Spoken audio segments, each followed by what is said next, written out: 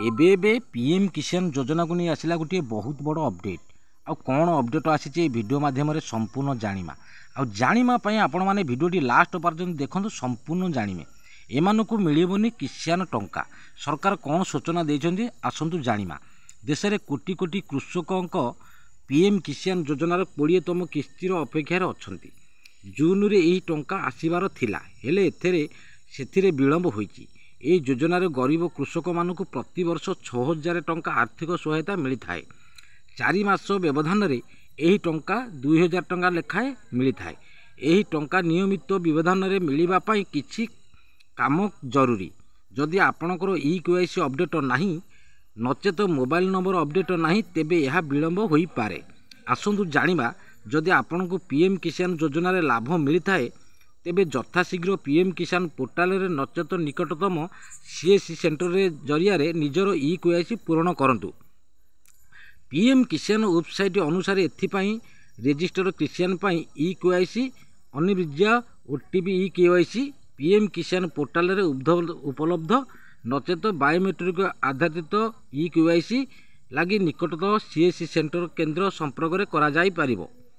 PM किसान योजना लगी मोबाइल नंबर अपडेट अधिकारी वेबसाइट पीएम किसान GOV की जातु होम पेज फार्मर कर्ण ऑप्शन को जातु मोबाइल नंबर अपडेट करंतु अर्थात डिटेल अपडेट करने द्वारा संबंधित विकल्प क्लिक करंतु।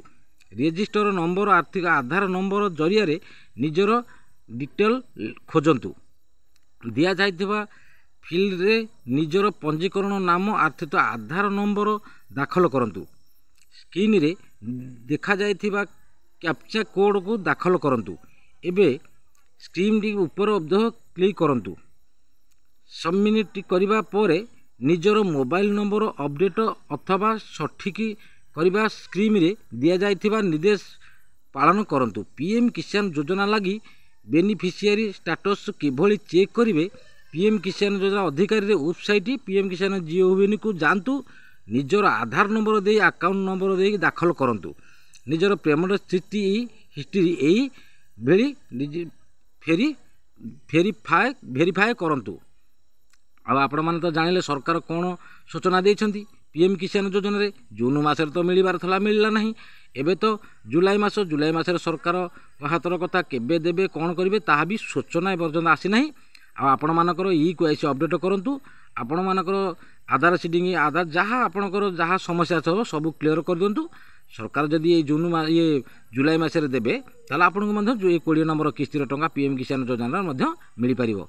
आ भिडियोटी जदि भल लागिथा गोटे लाइक करदेबे सब्सक्राइब करदेबे। रहिली नमस्कार जय जगन्नाथ।